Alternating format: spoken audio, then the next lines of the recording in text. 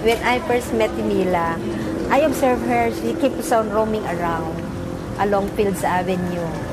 I thought she is crazy because she doesn't stay put. She goes from one place to another. Then I found out that she is just too friendly, that she wants everybody to be her friend. Well, actually, I was sitting taking a rest in the Fields Avenue area, and she approached me. And she immediately sat down beside me and started becoming very affectionate. She had her head on my shoulder and her arm around, and she just seemed so vulnerable. She was so small and so tired.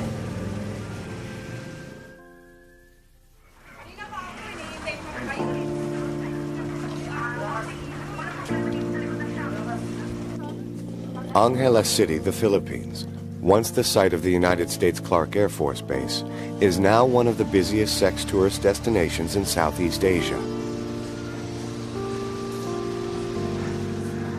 Men come from all over the world for some male bonding, cheap beer, and even cheaper women.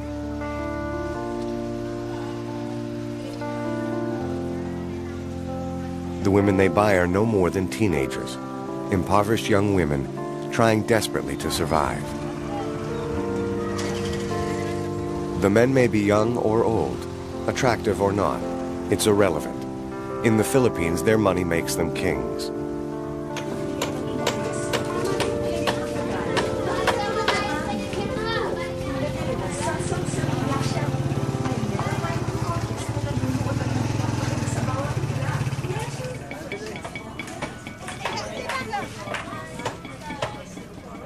Mila works at Heaven, a little bar on Blowjob Alley.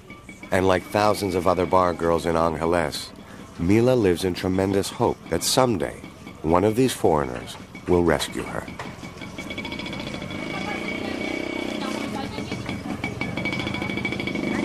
Pwede mong sabihin ngayon sa akin kung ano ang pangalan mo? Mila. Mila. Mila ano? Zamora. Zamora. Yung ba yung talagang pangalan mo? Okay. Saan ka nanggaling? Anong probinsya ka galing? Saan probinsya ka galing? Sa Pangasinan. Pangasinan. Parehas kami. Saan? Dito. I do some interviews with the women, and then of course as the start of organizing them, you do some chatting with them, so that getting to know each other, so that they will be able also to know me and familiarize my face and who I am also, what is my role there, why am I there. Anong oras ka daw pumapasok? Dati, alas 10. Alas 10 ng umaga? 10 o'clock in the morning. Hanggang anong oras? 10 o'clock in the morning. Come back 4 o'clock. 4 o'clock in the morning also. You come home at 4 o'clock in the morning. Okay. Who is this? Boyfriend. Boyfriend from? America. America. Where did you meet him? Alan. Alan. Si Alan, come on, yes. This is Alan. Up to now, boyfriend mo pa rin siya ngayon. I come back December. He will come back in December. And this is you. Very nice. This is Alan. Mila. This is Mila. To some extent, they live a fantasy. They live a fantasy that someday some white man is going to fall in love and take her home with him. And certainly that happens enough times, maybe as many times as a young black youth in the U.S. gets to make the NBA, that dream is one that keeps them reinforced. Stephen works with Agnes on a Canadian-funded development project. They're helping the police educate the public about the prostitutes living in their midst. Our resource speaker is none other than Dr. Steve Perot.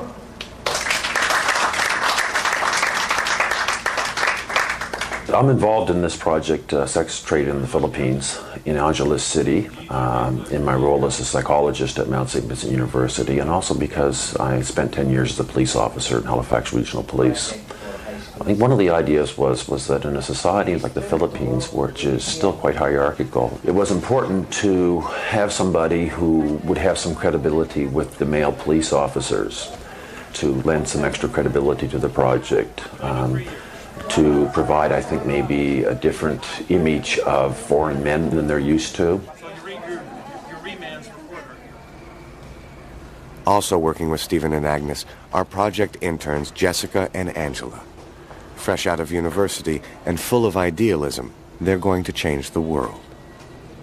Since I've been here, I've just wanted to have this big dream of making some kind of macro level change and changing the lives of not just individual women, although it's nice to have a rapport with them and have individual relationships with them, but to make a bigger change to affect all of the women. And however unrealistic that is, I think it's really necessary for my state of mind to think that I can in some way help with a big change that can happen here. I wanted to become an intern because my degree is International Development Studies, and I've always been fascinated with traveling with new experiences and dealing with new cultures. My main goal of the job is to interview as many of the women as possible and do it in a light that they trust me. I find it very important to build up that trust and build up a friendship.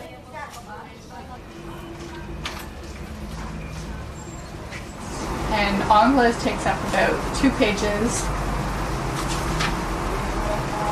And there's really something interesting that they say. Well, did you read Under Shadows Minibar? It says Shadows Minibar. All the right elements are here. First and foremost are the go-go bars full of sexy young dancers. There are over 50 go-go bars full of attractive and readily available women eager to show you a good time. Ballybago is a non-stop party year-round. Recreational sex is the sport of choice. You can get loaded and laid regardless of your age, sex, physical appearance, interpersonal skills, wealth, or social class. Isn't that wonderful? Yeah. Well, I think we've all seen those men here.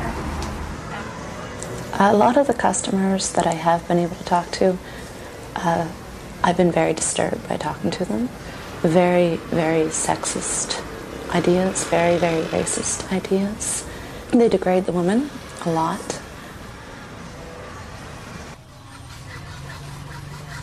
One of my favorite places to go and talk to the women is Shadows Bar. I was up there at one point talking to them, and this customer came in, sat down, and the girls stiffened. They knew who he was, and they were all whispering in my ear, like, don't talk to him, he's not a nice person, just avoid him. And at one point he was going around saying, and who's going to be the lucky woman I get to sleep with tonight? And he was pointing to each one of them. You? Maybe you? No, not going to be your turn tonight. And point to the next person. You? Could it be you? No, not going to be with you tonight. So I just tried to continue to ignore him. And then he pointed at me. He's like, well, I especially wouldn't sleep with the white woman. And I turned around and I just wanted to say, like, you don't have enough money in the world to sleep with me. And I opened up my mouth and I bit my tongue literally to stop myself, because that would be indirectly insulting the women. It's interesting walking in the Fields Avenue area or anywhere in this city as a white man, because immediately you are a customer. To walk and meet these men, some of these men wave to me or wink at me on the street because they know they figure I'm up to the same game and we're playing this macho game. And, I saw a man, 65 years old walking with a young woman 20 years old hand in hand. I can understand he doesn't want to get old, but that happens. And the fact that he can't draw the line between some fantasy in his head, if his fantasy comes at the cost of such exploitation. He's gotten so far away from any sense of morality a human being can have on either moral grounds or human rights grounds. Here I share a sense of shame for being a white man in a country where white men do nothing but buy bodies of young women.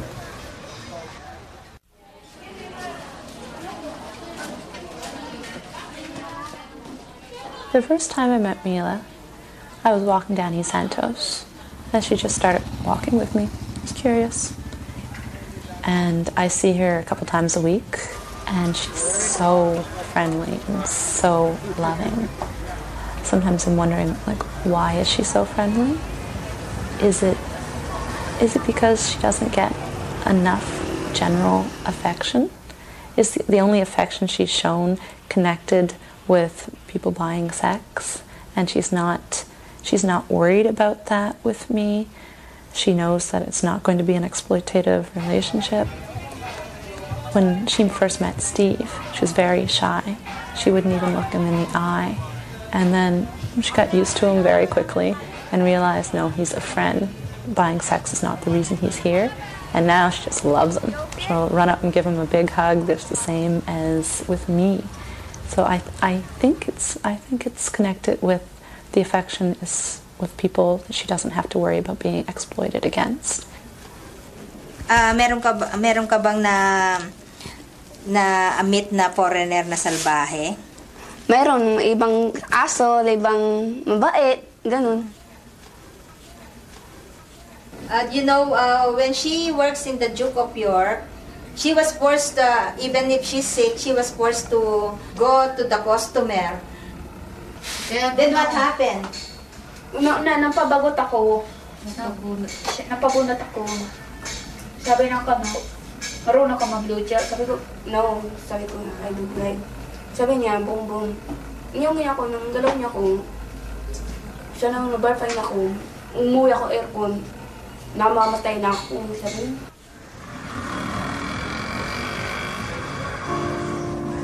Mila is 21, and though she looks and acts much younger, she's already had a lifetime of experiences.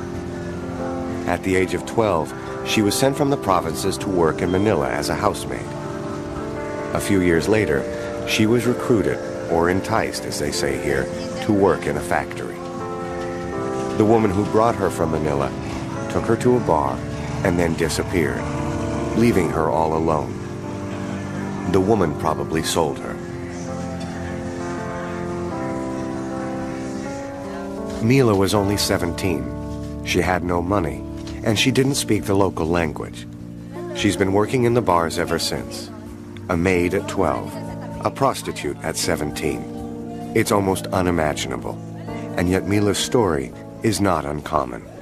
I come here in 1995, but I'm come here at Cherry Girl, about 14 years old, but I don't know. I said my friend, she's working in restaurant, but me is not good because it's working in the bar. That's why, and then it's hurt because I lost my cherry.